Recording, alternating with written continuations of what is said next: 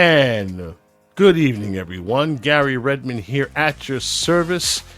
Greetings and salutations. Welcome to episode 159 of New York Red Bull Discussion Group, the podcast. Your other two hosts, of course, the main men, of course, Mark Coates and Nick Lianos will be with you very shortly. We're in a somewhat celebratory but muted mood because, well, for probably the second time this season, the Red Bulls won a game on the road, and they took out Montreal. Took out CF Montreal versus the New York Red Bulls. We're going to talk about that in a recap, and everything else that went down. There's lots, of course, to talk about between there, even though it's a SAC team. But that sets up things for our next match, which is going to be a big one for obvious reasons. New York Red Bulls versus New York City FC, the second part of the Hudson River Derby, taking place at Sports Illustrated Stadium. And we're doing this with a special guest. The one and only Roberto Abramowitz of NYCFC Radio will be joining us after the break. And we're going to talk everything about the Hudson River Derby. And one question that comes up to a lot of people wondering, why isn't this derby larger than it really should be? Well, we'll have that discussion and many more. Plus, of course, naturally, we're going to have updates, reviews, and previews of New York Gotham FC. They went over to the West Coast to take on Bay FC. And New York Red Bulls 2, which they took on Inter Miami CF 2. And, of course, we're going to talk about how that went down at the campus. Now, of course, as always, the live stream is happening right now. Okay, you can catch it. If you happen to miss it, no big deal. You can catch the on-demand recording on our YouTube channel. Don't forget to like and subscribe. For those of you who did subscribe, we thank you very much for that. 100 and counting. X, which is formerly Twitter, and our home from the very beginning, Spotify.com. All of our episodes will be uploaded on Wednesday, effectively midnight, as a matter of fact, so you can be able to enjoy it for your listening and viewing pleasure. And if you have any questions or comments about the podcast in general, our guests, our topics, what have you, shoot us an email. You can be able to do so. RBDG, the podcast at gmail.com. One word, RBDG, the podcast, one word, at gmail.com. We all love to read whatever you write long after the show is continued. If it's good enough, we'll read them over because thanks for the next show. And of course, last but not least, happy birthday to Jonathan LaRocca. We hope you're out there enjoying your another year on this world with close family and friends. And with that, let us begin by bringing two of the wonderful men who are going to join us for the next hour. The coach, Mark Coates, and the wizard, Nick Lianos. Gentlemen, before we even get started, how was your weekend? It's pretty good. I watched the Giants, but besides we're not going to talk about the Giants. Let's not do that. Let's not ruin a good mood. Now, okay, playoffs being a month away, right? Decision day 1 month away. The Red Bulls had 4 games to go. They need to take care of business basically on the road to get that done before a single ball is kicked. Nick, you said it best. 1 win out of 7, 2 out of 14. You didn't give these guys a chance, did you? in Montreal, I thought we were going to play a bad team that we needed to show up for, and we did finally. Yay! Unfortunately, and we'll talk about that in a second. That's why we're in the celebratory but muted mood. Mark, you saw the game, and your thoughts, before the ball was kicked, and you was hoping for something the same, or you was hoping for something different. I see you smirking back there. I always fear when I host the game thread, because last couple of times by the way, in. Great job, by the way. Thank you. Great, gotta give it to you. Great job. Yes. I had to laugh because when I saw Helene's message first thing in the morning, I was like, I said, damn, she's up early. I said, and she said, I said, yeah, all right, I'll fill in. But we collectively, you and I, are 2-0. When you attend the game and I host the thread, the team is 2-0 on the road. So technically 2-1. The one loss was at NYCFC over Right, in Queens. but Yeah, I didn't so host that one, so you didn't. That's not a soccer stadium. I know. It's a yeah, that's not an All official. right, all right. So it's not So, official, but still, I mean, but but yeah, but it's one of those things where I sort of we've had problems up there. We've been sort of sputtering along, and I'm sure we're going to talk about a lot of that tonight. I was concerned that we wouldn't come out and show the fire that we needed to, that we were desperate for a win, but we did perform well overall. There were issues, Nick will cover those, but we walked away with a 2-0 win. Now, should they have scored? Probably. Should they have beaten us? Maybe. But the bottom line was we walked out with 3 points. So, if there was one concern I had, Nick, Mark, defensively they were kind of soft. Okay, because for every for every chance the Red Bulls had, Montreal responded in a hurry. And when they were, I mean, I was saying to myself, okay, this is the part where they tie the game. But the defense held. They bent, but they did not break. So that's a great sign. Yay, or that's still more for concern.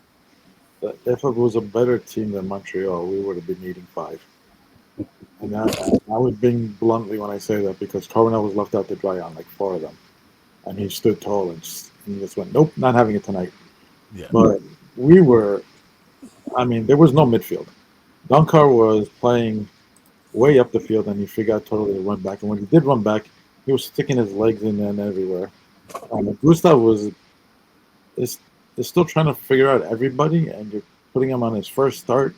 Yeah. Hi, my name is. Yeah, and you got the first minute You can just see it. So and you see it, and like, there's no one. Why is it? What? Come, go back, guys. Go back. Help the man. Help. Oh no. right. If I mean, I was sitting next to Zachary, and you talk about stoic. I said to myself, how do you? I mean, I know I have to train myself not to be emotional, and just sit there and just watch and just really shut the hell up. But sometimes I wonder when I see you see the mistakes, you see the problems develop, guys, and you can't scream. It's almost like, okay, you know what? Some of you guys have to play like defense, huh? Especially you midfielders. I'm seeing guys blow by you. The rest of you guys are, up, up in the offensive zone up there. Lord knows why. Okay. But shouldn't you be guys getting a little help? I mean, Bregrin, he was pushing the ball, trying to get it up to email and all the rest of those guys. I thought he was I was under the impression he was a defensive midfielder, but it turns out, well, he wants off. He wants to juice up the offense, which is great. But I still, I still have this issue that, here's something I want to throw at you before we start, the recap. Had a nice little conversation with guess who, Matt Harmon of Red Bull Radio. Off to the side, we just said he made this essential look. This roster stinks. he had a very dim view of the match as well as I had. Okay, I said, look, they need to take care of business tonight, or it's a wrap. It's that simple. And thank goodness they did. Okay, because if they didn't, they'd be now 5 points behind instead of 2. So, it's a good thing. It's a good thing there. But I told him, this is of course on the players. They have to actually start, being urgent for their job. Some of these guys are actually playing for the job because I've said this to the both of you. If you remember, many of these guys ain't gonna be back next year. If it was up to me, a lot of these dudes would be like, all right, thanks very much for your time. Time for us to be better. And with the exception of Cam Harper, with the exception of Lewis Morgan, who got injured yet again, okay, then he injured his quad. folks are calling for him to be left off the roster for good and sign someone better. I don't think it's a good idea. I think basically you shut him down for the year, okay, unless he's 100% ready. But you can't rush this guy back. The last time you did, this is the reason why he's sitting back, cooking, in the bench right now. Your thoughts? I'm not going to argue with you. I think there's a lot of guys that are going to have to be let go, and we don't have the roster flexibility right now. I think we had discussed that there were 12 internationals. Yeah, and we only get 9. I think, if I remember correctly from the last time we had Anthony on, when we were talking, we acquired 3 international slots. That's up over the course of the season. It's up to 15 now. If you look at the updated. Well, yeah, with the and with Begrin, I don't understand. Like, why are we signing all of these people left, right, and center? And they're all guys who are not. 7 of them are first-team players. Yeah, and some of them aren't qualified. And I know Gary's brought it up on more than one occasion. I've brought it up. There is a talent pool in the USA. There are guys that would be willing to come in and see what we got. But I don't know. I don't see this roster surviving. No, I mean, if it's up to me, I pinpointed at least 6 players to be giving up their walking papers, saying thanks very much, but I feel that we can do better. There are some guys we're keeping coming off the bench, but everyone else will be cut loose, because I just don't see it. Because for this system to actually function, okay, you need a strong spine. We haven't had one since 2018. Okay. No. I haven't had one since 2018. That has to change. That has to change immediately. So, that said, hope something definitely is on is on the pike, coming. When it's all said and done. But unfortunately, there are some games left to be played. We're trying to make it to the playoffs, at least for the 16th season, if we can. But you have to take care of business here. So here's the recap between Montreal and New York. See if you can able to spot what was right and what went wrong. The captain, Emil Forsberg. The New York Rebels so often deliver a red October, but their season will be dead by October. Parker as well. He can be dangerous from these types of situations. We've seen him nod a few in from corners before. Forsberg, and it goes. Duncan, and then headed in back post.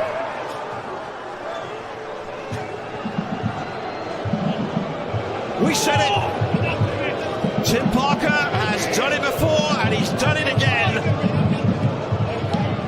It's his first goal on his return to the New York Rebels in an MLS game this season. Completely unmarked for the back stick, but there's a reason why. The tangle of bodies.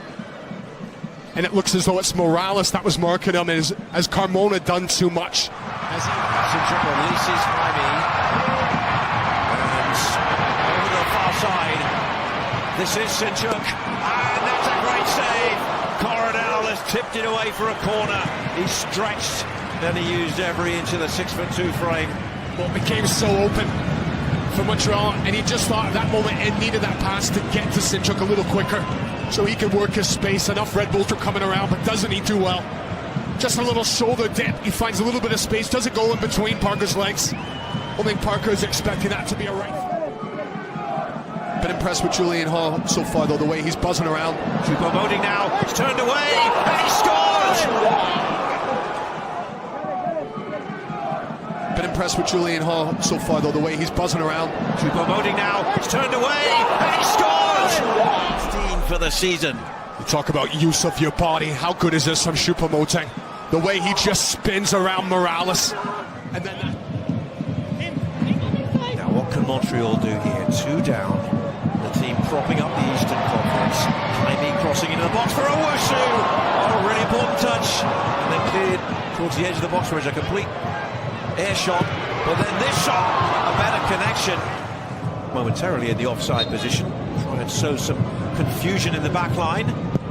Sinchuk delivers. Great delivery. It's off the post and into the hands of Coronel. Did it get enough of a touch?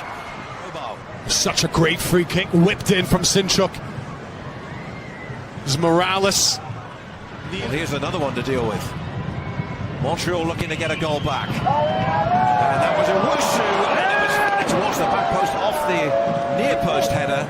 That didn't land too far away. In terms of a delivery, the height it's coming at, how it's whipped in, the pace on it. As Owusu, it just comes away from his mark. This year, just a once since 2012 for the Chicago Fire. 15 straight years for the New York Red Bulls. Times could be a-changing. Who knows? Jaime, the 1-2 with Owusu. Here he is to shoot! Straight at Coronel. Calm affair at Mercedes-Benz Stadium this afternoon for Atlanta, a week after 9 goals in their game against Columbus. This is a chance now for a turn and shot, which is carried away. It was Jaime who got in there, turned on his right. Free kick floated in, it was looking for Neal. It's headed away, and Piet hit it really hard. Good save, Coronel. Stay with us on MLS Season Pass to find out where you'll see every goal at every game. Free kick swung in, and then Edwards hits it, fire deflection. Great save. This ball's still in play as Hall turns it back. And Chilier makes the more comfortable save there, but that was an outstanding stretch as Edwards hit it via a little deflection. Put away by Longstaff, only as far as Edelman. Down for Doncor, room in front of him. Carmona onto the left to hit it, straight at the goalkeeper. All to one side, Sotho to the other. Here's the Ghanaian. Sotho, right foot, and just over the top. Was there a little touch?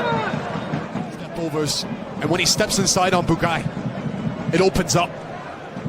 Takes a touch, there's no wasted steps. Protestations down on the touchline, had to be sent back to his own technical area. The corner reached in, and the header down, and ultimately caught it. It was Sean Nealish with the header. Bounced into the right. Bugai. Now it was into Owusu. His first touch let him down. He gets another shot at it, and he's off the chest to Coronel behind for a corner. Even though he gets the strike away, it's off balance. He does well to set, spin, go again. He's a handful. But Nealish just putting his... What we do know is that the New York Red Bulls season is very much alive. They stay in the race for playoff contention with a vital... Okay, and as you can all see, New York Red Bulls got their 12th win of the season, 2-0 victory. Parker and, of course, Eric Maxim Choupo-Moting. He scored his first goal of the season. Choupo-Moting Forsberg got his 10th assist of the season, 15th of his career. Forsberg became the 5th player in franchise history to record 10-plus goals and assists in a single MLS season, and the first time he's done this since guess who, guys? Guess who? I can't think of one. Excuse me. I'm trying. I'm racking my brain here, but I just can't figure out who it might be. Thierry Henry back in 2014. It is the seventh time that a player has accomplished that feat. Choupo-Moting, of course, got his 16th MLS goal this season. Remember when people were yelling and screaming that this guy couldn't score? He's got 16 now, okay? He's right in the thick of it for the Golden Boot, although he's not going to win unless he decides to do 3 goals a game for the next 3 games. Nah. And then, Sturridge doesn't stop scoring. That's not going to happen, of course. Yeah. So that's basically it. His 16th goal of the season, ranked 7th in MLS. Midfielder Gustav Bregman and Morales made their first career MLS starts in this match. They didn't do too bad. Goalkeeper Carlos Coronel recorded his 10th MLS clean sheet, 45th of his MLS career. He became the second Red Bulls goalkeeper in franchise history to record 10-plus MLS clean sheets in multiple seasons. He also scored six saves, which He needed. He needed every bit of it because, as we all witnessed during during the recap, the defense was almost non-existent. Is that showing alarm bells to you guys as we play? As we get ready to play NYCFC next week? Yeah. I don't like that defensive performance against NYCFC. We're giving up at least 4. The way they're scoring, that way Alonso scores, yikes. Okay, No, we have to be better. I mean, that kind of performance is not going to cut it.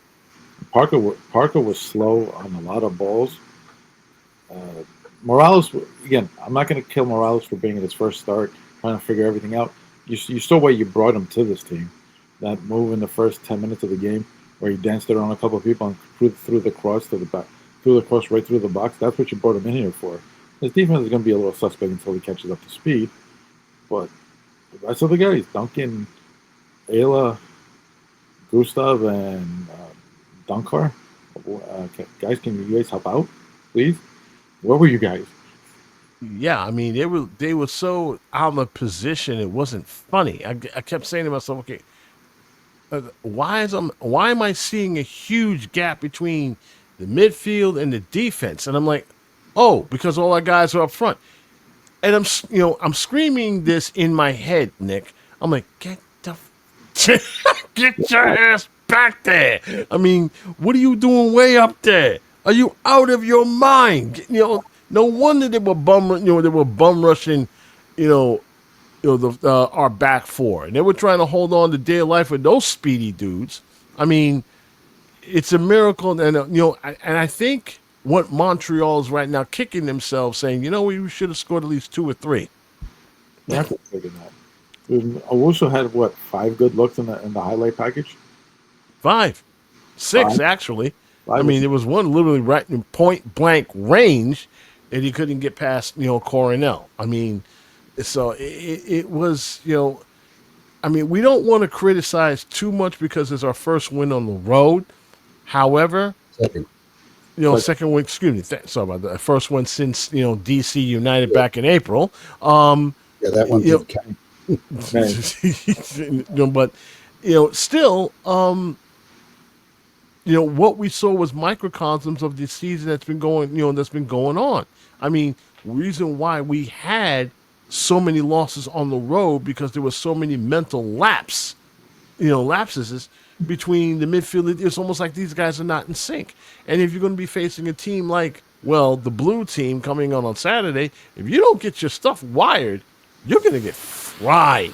I mean, it's just that simple.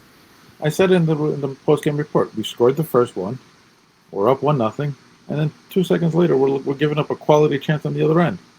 Guys, you just scored. You're up ahead. You can't just turn the game off.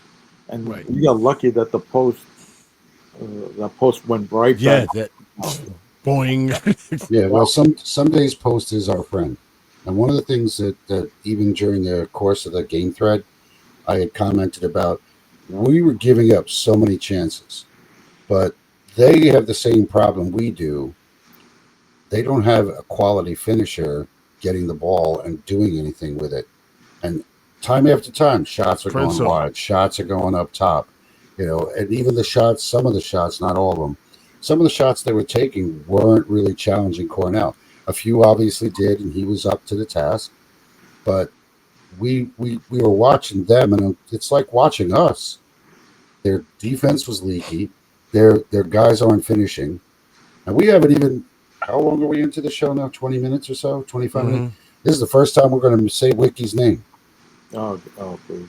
And it just, Nick and I we have this back and forth. It's like, oh God, why is he in the lineup again? And that's the biggest problem I have with Sandro. I love Sandro, but I just don't get what's going on the training ground that you think Wiki's going to be the answer. Milton took the great screenshot. We'll give Milton Solis for this picture that he posted.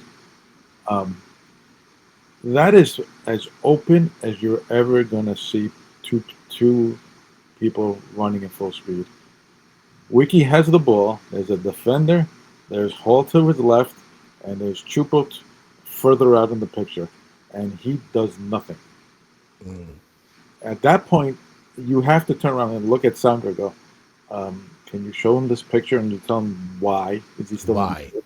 Why is he still on the field? Because at the end of the game, and he played 90. There was no positives. okay, you can lob a couple of shots to third net. I can do that too. And I'm 50. And I'm not going to get it. I'm going to get it on target too from that range when no one's around me. But come on, guys. Nick Ekstrom, he has played his way. He's got 1 goal, 1 assist in almost 40 games. Mm-hmm. That's. I mean, this is what I mean. This is what I mean by we have, players. You can actually do better. Okay. With the type of talent that you have, but everyone is pointing fingers, at the coach as far as the lineup is concerned, and that's understandable. But somebody was the one that signed those players for Sandro to work with, and he doesn't have very much to work with. Okay, so I can understand why you sign Wiki all the time. And my question is to all you guys is that when everybody complains about Wiki, and I go, okay, who do you replace him with? Gengar? And Yengar? I mean, he would be the logical choice, right? To replace. Yengar's got to be the first option. But as you've seen, he's on a U21, U22 selection. That right. Doesn't make the roster on the game in basis. So that's a bad. It looks like to be a bad signing right now. Serge is the other guy that we should be looking to getting the playing time in that wide position. But he can't stay healthy, and when he does, he's got the play. He's been May, except for the 1 game against Chicago. Mm-hmm. Okay. Who else do we have? Well, we did sign Mascara, but he hasn't. He's been relegated. He's going to wait up U20 World Cup. Yeah, so he'll be out of the question. Rojas, the other guy we just signed, he's going to be out of the question. Is he going to be up for the down the stretch? He should be in consideration for it, but he can't. An RB2, he's up and down. So I think he needs a little more seasoning. Is there anybody else? Maybe Hall gets the spot if Bogarts is somewhat healthy, but I have no idea where they go. Unless you go with Edelman in the midfield and push Dunkar further up. And that's the only other option I can think of at this point with this roster, where it's at. Mark, you have any? I don't know where the answer is going to come. And I think Garry hit the nail on the head. You want to blame the coach for the lineup, but at the same time, when he turns around and looks at the bench and you go, what I don't have much. You're not giving him much to work with. And that was a few weeks back when we had the discussion about the whole summer signing window. We didn't bring anybody in that was going to make a direct impact. You signed 2 guys from RB2. You sign Begrin, and that's it. This guy's a defensive midfielder. He's not up front. He's not going to be scoring. So who do we have? Yes, we signed Chupo, and a lot of people were questioning, we're going to bring a guy in this old, this blah, blah, blah. And he's done well. Now, Emil had a bad game. Right. To be honest, he's tough. Looking very quickly. He's looking, look pretty good as your MVP. Yeah. So we had a problem a few years back. What, 6-7 years ago? Mm-hmm. We had just so many midfielders and of decent quality, and we don't have that right now.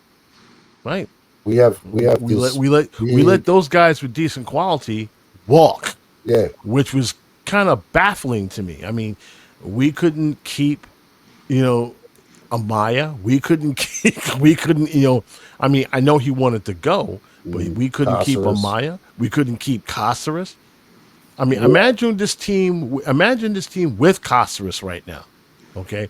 We haven't had a decent attacking midfielder, since Amadou Guevara. A guy that can slice and dice through the defense, create his own shot. I got nothing against Emil. Emil is so busy. Emil's so busy trying to bring the ball up, to generate offense. The last true number 10 we had before is basically back to Kaku and Sasha. And Kaku, as much as he hated being here, did fill the role until the gym teacher got a hold of him. So Sorry, TJ. We're not talking about you. We're talking about Mr. Armas, who killed all four process. But yeah, we haven't brought in anybody to play that role, the box to box, to be the number 10 to help to lessen the role on Emil when needed. We need to have him given somebody else the role to push the ball forward from a deep position. We don't have that on this roster right now. Now that's all on your hand, who is given as some good parts and a lot of maybes. Maybe down the line that might be good, but you're still trying to win you're still trying to win a championship. Now, you can't wait for all these guys. Not with this roster. Not happening. Yeah, I understand there's some technical difficulties with YouTube right now. I'm just looking at the live feed, and it looks like we're in a carnival mirror right now. But this is of course the live feed. But don't worry, I'm pretty sure that by the time we do the rebroadcast, we'll have to wait till Wednesday for that. We want to extend our apologies. This is more of a YouTube problem with StreamYard and not necessarily with us, because I can see everything just fine until I go to YouTube and I'm like, what is wrong with that image? Good God. There's really not much we can do there. Game balls. So who's your game ball going to? Coronel. Yeah, no question. It's got to be Coronel. He's the reason that zero existed.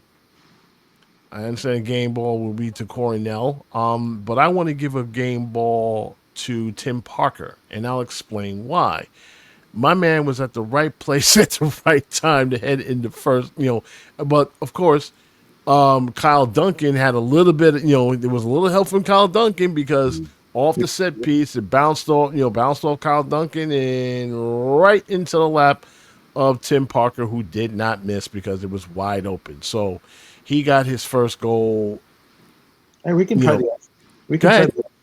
the Arsenal plays. They work in MLS. Yeah, I mean, hey, it was definitely training. You're lucky Miguel's not sitting here. Yeah, you pounded a fit right now. It works. We can do it too. I'll mention to Duncan this week because honestly, his defense was pretty good, and I didn't see any major mistakes from him over the course of the game. So it's getting tough to watch sometimes because you wonder who's going to show up, which version of which player are we going to see.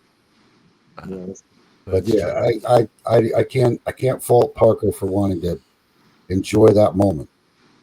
Because the Penguins don't score all that often, so when you do score, you got to celebrate. Well, he got his, and of course that's the reason why they're walking 2-0 winners. Now, the reason why we say we're in a celebratory, but we're in a mood because, well, for one, Chicago won. So we stay exactly where we are as far as, the standings are concerned. Nothing more we can do there, which makes next week's game versus NYCFC even larger than it was, initially. But before we go into the break, we have some sad news to report. We unfortunately lost one of our own during, before the game this week, which is we're all, watching this game with heavy hearts and, bitter disappointment. We heard the news that Thomas Shodowski, fondly known as Tom of Keyport, he passed away suddenly back on Wednesday, the 17th, at Bayshore Medical Center in Holmdel, New Jersey.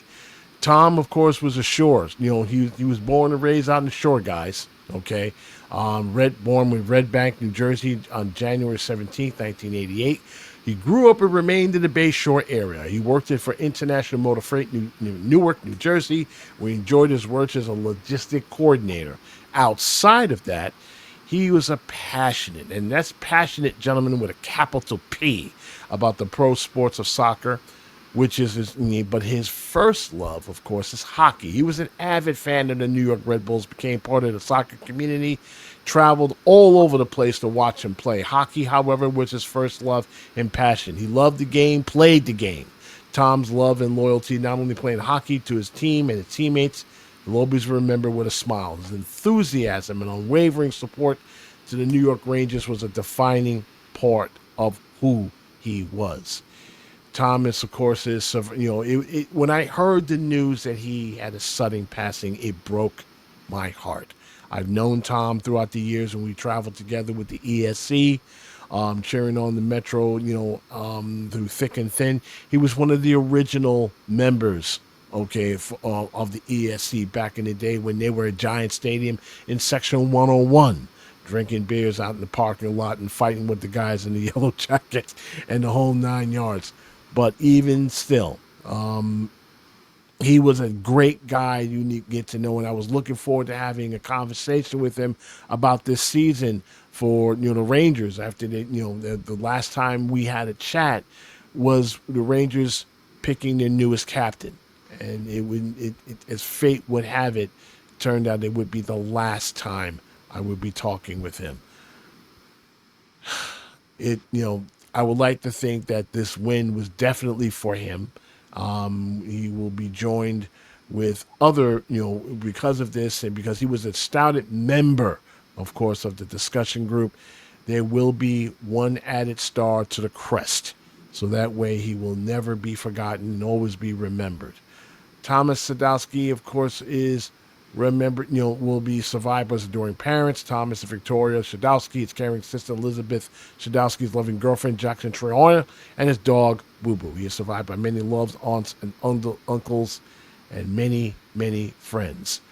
Tom Sadowski, ladies and gentlemen, legend forever. He was 37 years old.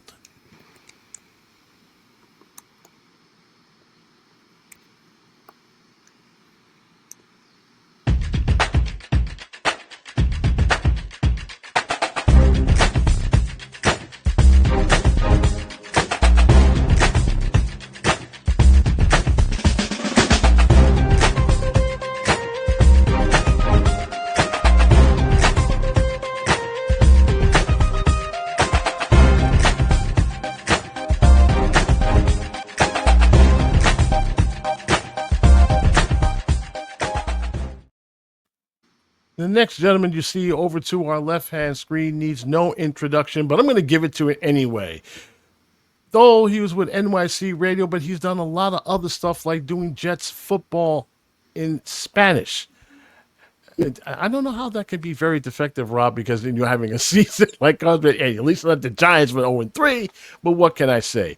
He's been working with the professional sports industry since 1978. Brooklyn College. He became the color analyst for the New York Arrows. I remember them. I still basically have their card. Became the color analyst for the New York Arrows Stindl soccer team and radio broadcast. And after that, he's done a long and sturdy name for writing for sports and news.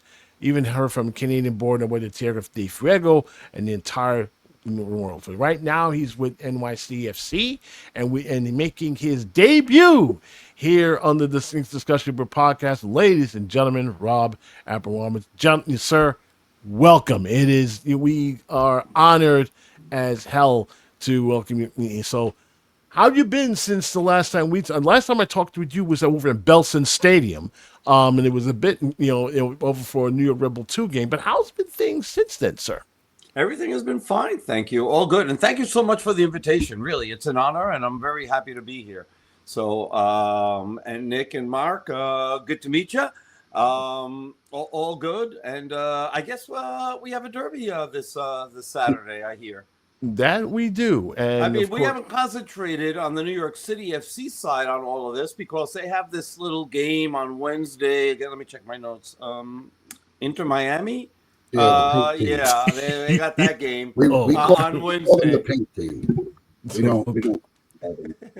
Well, speaking, of course, of NYCFC, which is our next game, which will take place on Saturday, which is true.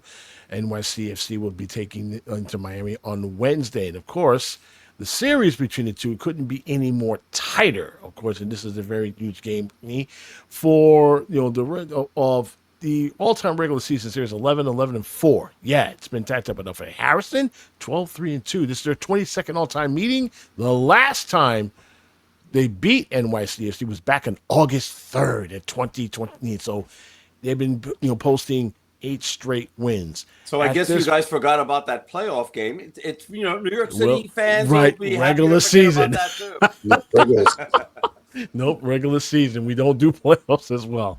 But at this point, I'm going to leave it into the very capable hands of Mark Coates and Nick Lianos. Gentlemen, Rob is all yours. That's sort of ominous when he says it that way. I know. I'm looking behind me. Oh, well, there's nobody there. We swear. Well, I guess the first question is, and this is something that came up in our pregame discussion, is what's your take on the Hudson River Derby? And I don't call it Derby, I say Derby. Thank you. We live in New York. Yeah. What is your take? Why isn't this more of a focus for MLS or even the fans? I guess. I mean, we are basically within the same metro area, and our name used to be Metro Stars. How do you feel about that?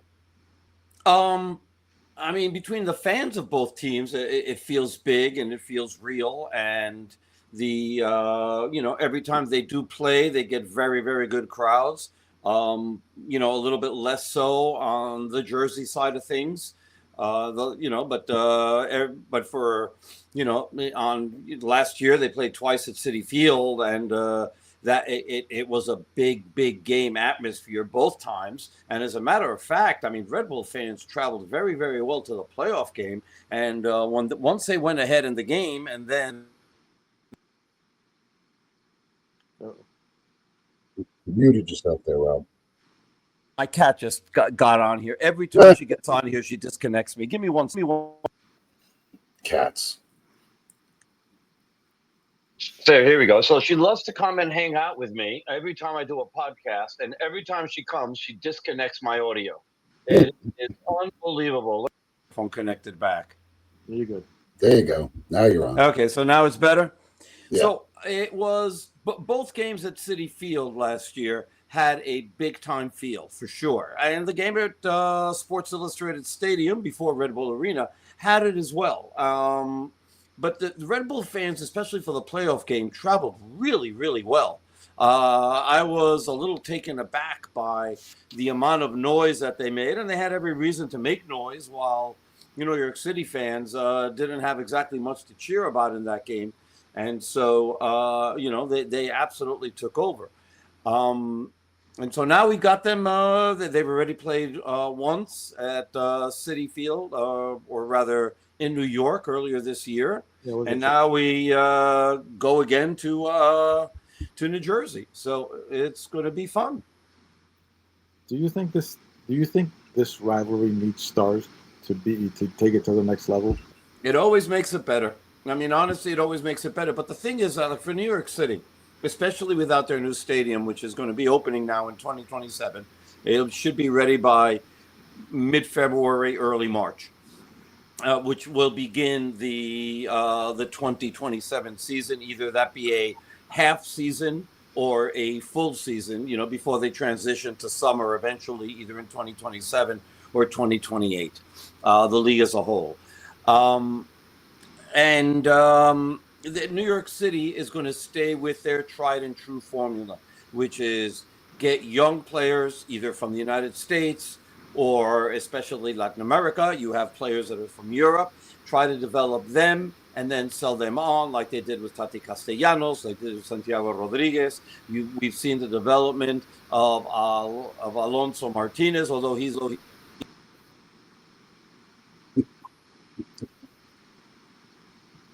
Uh-oh. It's like worse than having a kid. Oh, no, it's the same thing. Except with the kids, sometimes they understand. And I've got to figure out a way to put this differently. Can you hear me now? Yes. Yeah, There we go. got This is what happens with live streaming. This is what we get. So I Well, apologize. Yeah, that's all right. We've But been she is live the queen since of our the first house. show. I can't move her. I mean, that's the thing. There's a rule in this house. Wherever she lays down, until she gets up, nobody moves. If she happens to be laying on your lap. That's the rules here. That's the Listen, way it is. I had two cats before. I know the drill. So, speaking of, I mean, obviously, you guys are currently sitting fourth. I did a little note taking this afternoon. Teams 5-1 since the Leagues Cup took place, and your away record is a 5-5 currently. Right, and they've won their last their last four.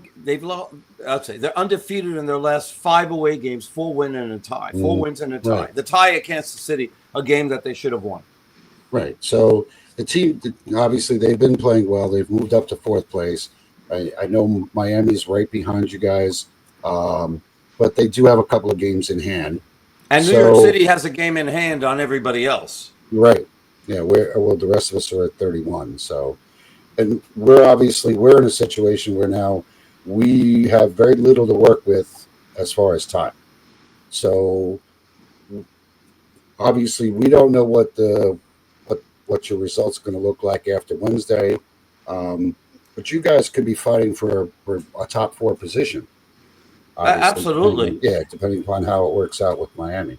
And had this team not been an uneven team throughout the season, right now they seem to have gotten their act together, but they still, a little bit play down to their opposition level. That's why they wound up losing to DC United the other day in a game they never should have lost, but they did. And it's funny because New York City has dropped 11 out of 12 points to DC United and Montreal. If they had won those games as they should have, based on the level of talent, and there's nobody on New York City FC who will tell you differently, they agree. New York City right now would be the supporter shield leader.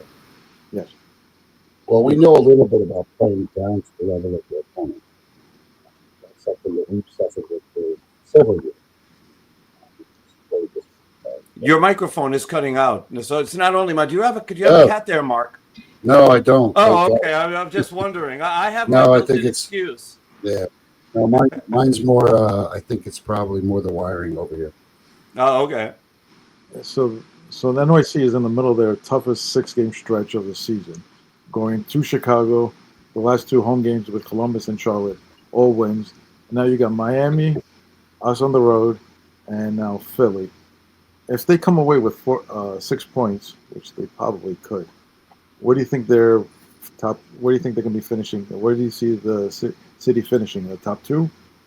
It's hard to say. They're playing so many games consecutively. Let's remember that last Wednesday when they played Columbus, that was a game that was postponed because the field at Citi Field had been replaced and it hadn't taken root yet. And therefore, they couldn't play the game. They had to save it for the Mets, which is understandable. And at least they got lucky, New York City, where they could at least play it at Yankee Stadium and not take it out and have to play it at Sports Illustrated Stadium. And the reason I don't like Sports Illustrated Stadium for New York City to play home games there, I don't really care about, it's their rivals, with a lot of fans do.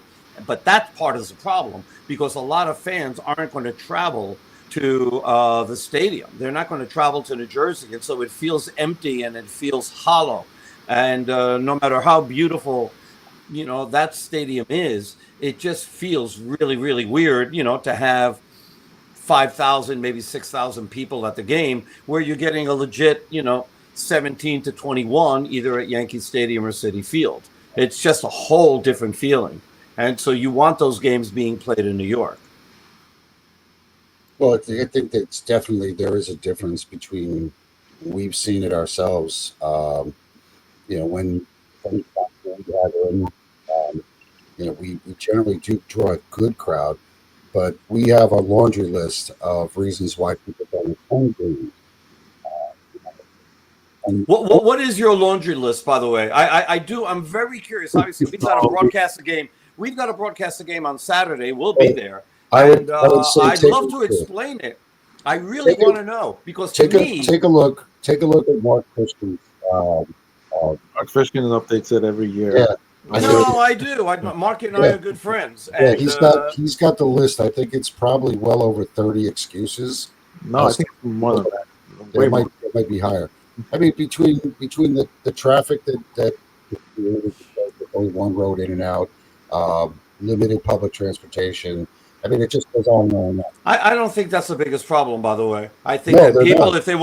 if people want to go there, they'll find a way to go there. No, I Even if feel they that- have to get there 2 hours early. To me, it's basically how interesting is the team to watch, and Well- do they have players that fans really want to watch? And And that's- as yeah. much as I love, Forsberg and a couple of the guys that you guys have brought in, Choupo-Moting is fun to watch and all that. There isn't anybody that you're going, oh wow, this is must see TV. I'll give you, since you hit the nail right on the head, Roberto, I've said this many, many, many, many times. What's that saying? Fans don't follow teams, they follow players. And I guarantee you, when Miami visited Sports Illustrated Stadium, there were more Messi fans than Inter Miami fans. And they came to see him and only him. But that's not, Gary. ahead. I'm gonna debate you a little bit on this. Let's because go. I will tell you this, okay? Maybe in the United States, and maybe as far as the Red Bulls are concerned, and maybe the same thing happens with New York City at a different level, okay? But the fact is, you can go to Argentina, right? And you can go to a Boca Juniors game or a River Plate game, and it doesn't matter if you have 11 monkeys dressed in those uniforms, that place sells out. I agree. Right, We're not in Buenos Aires. No, I get that, but this is the work, right? And you guys were talking about, your friend, and I'm sorry that he passed away. That was a Rangers fan. I've been a Rangers fan since 1970 when I first came back to this country. Okay? 1980. It doesn't matter how well or how poor the Rangers are doing. Madison Square Garden is going to be sold out. It's going to be 18,200, and even if they're yelling boring for the about 60 minutes, 2.5 hours, right? Yeah, but they're going to be there, and they have the most outrageous ticket prices, and the Knicks is the same way. The people are going to be there, so we know that there's fandom here in New York, and so. No, actually, the Giants and the Jets are different, by the way, because the Giants and the Jets, as much fans as they have, they're fair weather fans. Giants and Jet fans are fair weather fans, and that, by the way, is the team's both those teams' fault because of PSLs when they moved to the new stadium, right? Because they eliminated an 80,000 person waiting list on the Giants, and I think it was like 10 or 15,000 on the Jets. And now, once they get to mid-October, you can get into the stadium for $25, especially when they're over. Which is ridiculous. It's ridiculous. I mean, you have fans basically watching their favorite team at a bar, okay, because they can't price it during the regular season. Right. It's a joke, but back to what I was saying. You're right, Roberto. I mean, in other places around the world, they follow their team thick and thin. They're diehards, okay? And that's part of me. I'm a little jealous of that.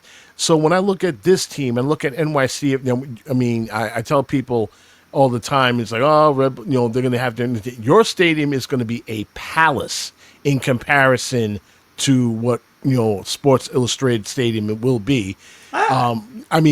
Give or take, okay? Give or take. There's going to be a new building bounce. People are going to show up. I'm willing to bet that it's going to be more of an average 20K because of its location, because it's in Queens, because it's in close proximity to public transportation, and so on. If they only get 20,000, which is what the team averages now, okay, right, playing in Yankee Stadium and Citi Field, right? If they only get 20,000, people are going to be absolutely blowing up, upset. Okay, the capacity at the new stadium is 24,851. Wow, I was under the impression it was going to be a little like 27 or 28K. I was hoping for that. It's going to be 24,851. I was hoping for that. They couldn't make it bigger, and I'll tell you why. Because they had the footprint of the stadium that was, and they can't go higher because then they're in the flight path of LaGuardia, and so there's a restriction on the height of the building. They went as high as they could to the last centimeter on that building. They can't add one more row of fans. Funny. I mean, we're in the flight path of a certain airport, and we can't even show Well, lights you're outside not the stadium. really. You're not really in the flight path. The planes aren't flying over the stadium. No, You're flying I mean, to the side. Yeah, out They're of literally gonna be curiosity, flying it over. right? Out of curiosity, I went, and I told these guys this. I went to, Washington D.C. Asked a couple of guys, of the FAA, hey, how come you guys won't let us put the lights on the stadium over in Harrison? Huh? Well, you're in a flight path. But then I've been asking around from the Port Authority, everybody else, and they basically said what you said. No, we're not flying. The guys are not under the flight path. So something's up. But I digress. What lights are you talking about? I mean, exterior lights. The way the roof is, you can actually have exterior lights where it's not so blinding to the pilots coming in and landing in place. They don't make a mistake and think Sports Illustrated statements it's a secondary. It's a runway. It's a runway. That would really mess things up. But I doubt it. No freebies, guys. You can't come in through the roof. Sorry, no freebies. I doubt it very sincerely that it's good. But what they say, I'm not in charge of these things or anything else. I like the facility. It's good, despite the fact that the press area is over in the corner. I hope they change that. Somebody told me, and you guys, maybe you can tell me if this is right, that this is only temporary for this year. That they're going to keep it on they're going to keep it on the second deck, but put it in the middle for next year. Is that opposite? Opposite of where we used to be, and AKA in between what they call the logo, the Red Bull logo seats. That's ultimately where we're going to be. Awesome. But that's not going to happen. That's not going to happen until next year. I mean, the view isn't bad, but I wish it was a little lower for my, so when I have to grab binoculars, like when I have to see it into the corner. I think that from the second deck. I think actually from the second deck in the middle, it's not going to be bad. So, like for instance, we broadcast from the third deck, up above where the suites are. Oh, I would love that. That would be a perfect. That would be a perfect vantage because we can see the entire field from left and right. Where we are right now, we're at a corner. No, I know that. But when you're going to be in the middle next year, then you're going to have a better vantage point. So it's going to be better. The only thing that I want is that when we have to do New York City versus Red Bulls, and then you have 2 Apple TV broadcasts, you have English English Red Bull Radio, English and Spanish New York City FC Radio. I just wish that the booth that they give us, which doesn't have electricity, they have to run a wire in and all that, but also it's an aluminum floor, aluminum walls, and so it echoes crazy. I'd kill for a carpet. Wow. Okay. Ask Matt Harmon and Steve Jolly what it's like down in Philly. I've gone to Philly. I've gone to Philly. Yeah, last year I think they were fighting off hornets or something, or it was spiders. I don't remember which one was which. Oh, I didn't hear that. Yeah, it was a nightmare. The press box I was sitting. Every time I go down there, every time I go down there, they always sit me situated between a pole, and I got to twist my neck around to see what happened and everything else. But I look. We had a booth in Montreal. We had a booth in Montreal, and I can eventually send you the picture. That we literally had a beam in the middle of where we were sitting, and you had to go and look around the beam the entire time. I was there Saturday, and I saw the radio booth, and it was like, this can't be it. I just said this can't be it. The last 3 years that we've been to Montreal, because we travel basically to 99% of the venues. Here and there we don't, but we travel English and Spanish both at the same. We travel 99%, and so what they've done is because they've got this huge roof, and so it doesn't matter. So they sit us in the concourse right below the press box. They put out they where the cameras are, and so they'll put out a table, and we broadcast from there, and it's great. They give us the effects. They give us water. They give us a monitor. They give us Ethernet, and we can broadcast easily. Oh, 100%. It's great. I love it. Works for us. Now let's get back to the game for just one last thing. What are you expecting for the game on Saturday? Are you expecting drama? Are you expecting anything else? I mean, we asked about this a little bit. Why isn't this particular game large in charge, a large in the calendar, like you see the Knicks and the Nets, and then sometimes the Rangers, Islanders, the Devils. Why isn't it there? Why isn't it a must, a must see event in your eyes? Well, as far as the media here, right? I mean that's a different ballgame because the media just basically very rarely cover the Red Bulls and New York City FC, and I'm talking about the mainstream media. Well, I'm talking about the Post, the Daily News, Newsday. I don't know what's going on with the Star Ledger as far as you guys are concerned, or some of the other papers in New Jersey. The New York Times, I mean, just basically are they probably going to cover Wednesday game because Messi's there, but or normally, you don't get a sniff about the New York Times, the Athletic coming to Yankee Stadium or Citi Field for a New York City FC game. If they had a player such as Messi or Rodrigo de Paul, playing for New York City, or they had Son, playing for New York City, maybe you get a lot more coverage. Same thing for the Red Bulls. Obviously, on the time when the Red Bulls had Thierry Henry and Rafa Marquez, they got a lot of coverage. They did because they're international players that are famous and people want to hear about. New York City has a team that is built around youth and is built upon trying to develop, and once you get them to a certain level to be able to sell, but also to try to win, which they did, which they did in 2021, and then they won Campeones Cup in 2022, and they're looking to win. They are looking to win, and so, but they're just doing it with a model that's very different from what the LA Galaxy do, or LAFC does, or Atlanta United does. They just have a different model. They don't want to go for the expensive player that may come in and disrupt a locker room that is airtight. See, this is one of the great things about New York City. That locker room is airtight. Everybody pulls for everybody. When I see a player like Micha Ilinic, right, when New York City beat Columbus in stoppage time, and go out and celebrate and jump and be the happiest guy on the team, right? And jumping into Tavon Gray's arms, the guy he's fighting for minutes, right? And when you see that, okay, you know that this team is together. And this is what New York City has. And this is, one of their great assets to be able to do that, to be able to, everybody in that dressing room just goes together. And I travel with the team. I stay with them on the road. I'm on the planes with them. I see how that is. There is never a negative moment. I mean, every so often you'll see players, chirping at each other on the field if somebody's not in the right position or something. But then you see them on the plane and they're kidding around. The moment's gone. Yeah, so you don't see, it's really good to see, that it isn't, well, you're going to treat some players one way, we're going to treat other players another way, and these guys get the luxury plane and the luxury suites, and everybody else fend for yourself. It doesn't work that way. Everybody's got the same, and I think that's great for the team.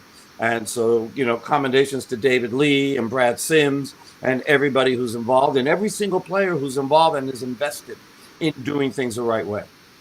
All right. So we'll get to the predictions in just 1 second, but before we have some other business, and that is New York Red Bull 2. They played Inter Miami CF2, went to 1-1, and I believe somebody was watching the game. They were winning until they had a chance to win the game in penalty. On the penalty shot, blew it, and so that's why the game ended in a 1-1 draw, and they lose in penalties. Something that they were thinking about doing that for Major League Soccer. For Gotham FC, they went to the Bay Area and took on Bay FC.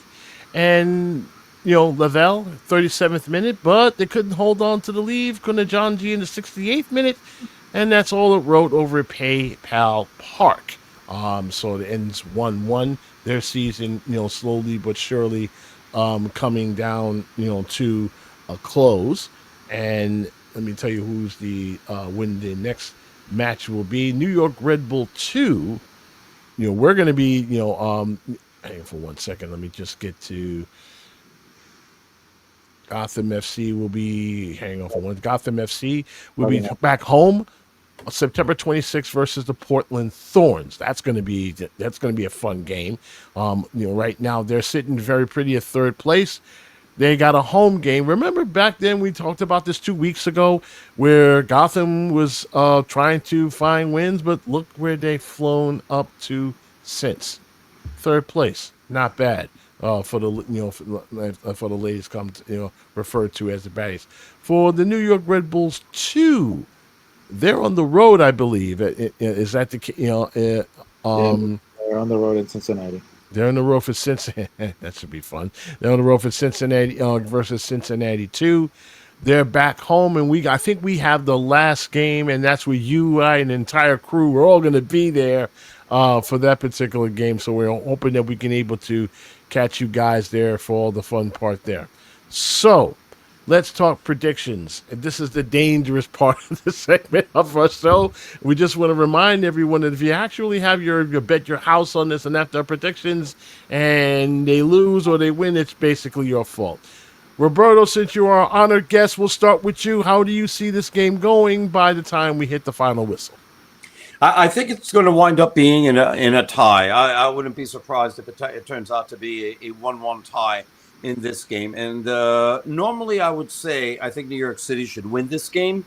And because I think they're playing better, I think they're a better team right now. But New York City is coming off playing Wednesday, Saturday.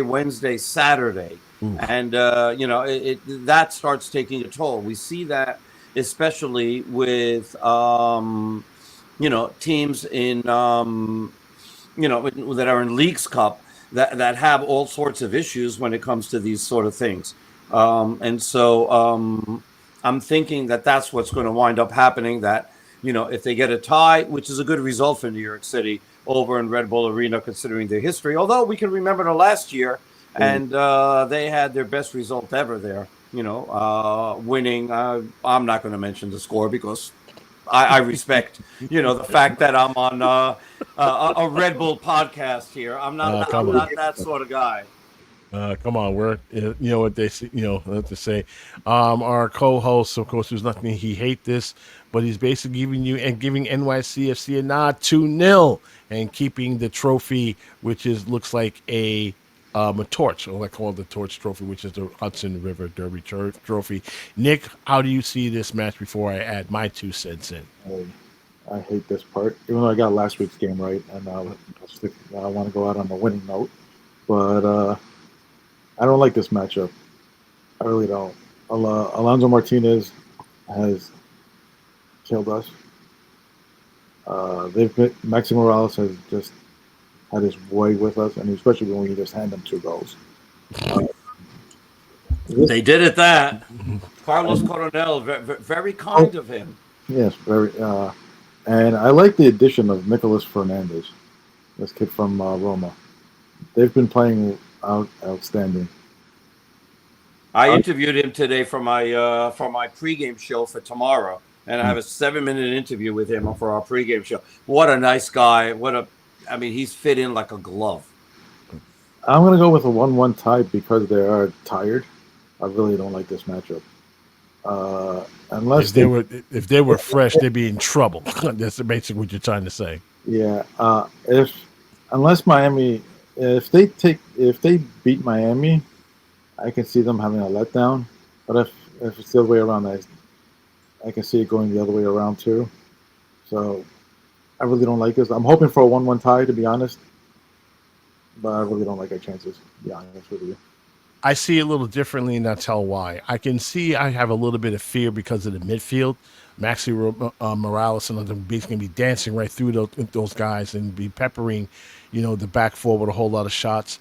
But then again, I can see going in the other direction because this is a game where the Red Bulls their backs are firmly against the wall. Okay, they've done pretty well at home, as everyone knows. They have a good history with NYCFC against at home.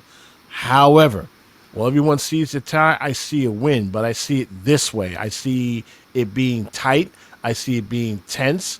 Both teams are not going to give much of a quarter, but it's going to go either way with a very late goal Whether it comes to on City's end or ours. That said, 2-1. And it all depends of which Red Bull team will show up. If that team comes out flying out in the gate, they got a chance. If they come out lackadaisical like they did the last time when they were in Queens, they're in for a very long night. And that's when, and you're right. I don't like the matchup, especially in the midfield. It hasn't been the same since 2018. And this is where I'm giving City the advantage on that point. They just have a better midfield than we do, plain and simple. So it just, it just that simple. We'll see what type of team it comes up. Guess we'll get Mark's prediction later on. But before we go, we have to give a standing ovation to Rob. Thank you for joining us tonight. Where can they find you when you're not here yelling at us? I was not yelling at you. Now you're making me sound like I'm some sort of ogre or something like that. I'm a nice guy. I do everything with a smile. No, that you are. You are a prince among men, and I think I speak for the gentleman here.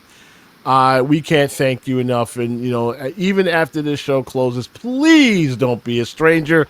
We love to have you back here and talk to you. Anytime you want me. Anyway, you guys can follow me on X or Twitter, which I prefer to call it, at Rob Abramowitz. That's there. I'm on Blue Sky as well, Roberto Abramowitz. Same thing with Instagram and Threads. And also on Facebook at Roberto Abramowitz Oficial, 1F because it's in Spanish. We'll be broadcasting New York City FC on the New York City FC app. You can find it on TuneIn as well. And we'll be on tomorrow at 7:15 with a pregame show. And Nicolas Fernandez Mercado is our special guest. We have him for over 7 minutes. We had a nice conversation with him this afternoon over in Orangeburg. All right. Excellent. As always, ladies and gentlemen, if you have any questions and comments and everything about our show, if you have any questions about Rob, we do have an email address, rbdgthepodcast@gmail.com is that address. We love to read those emails long after we all sign off here. And, of course, as you can hear, you can also catch Rob. Also, you can catch him with the New York Jets, as he's also playing play-by-play in Spanish. And so... with that said and done, that concludes episode 159 of New York Red Bulls Discussion Group, the podcast. We want to thank you, Rob, for joining us. We hope to see you again soon. We hope to see you guys on Saturday because this is going to be a big one, whether you like it or not. Let's hope the Red Bulls take care of business. Otherwise, our season comes to an end. For Nick Lianos, Rob Abramowitz, and of course, Mark Coates, Garry Redmond saying thank you for joining us. Until then, good night and goodbye for now.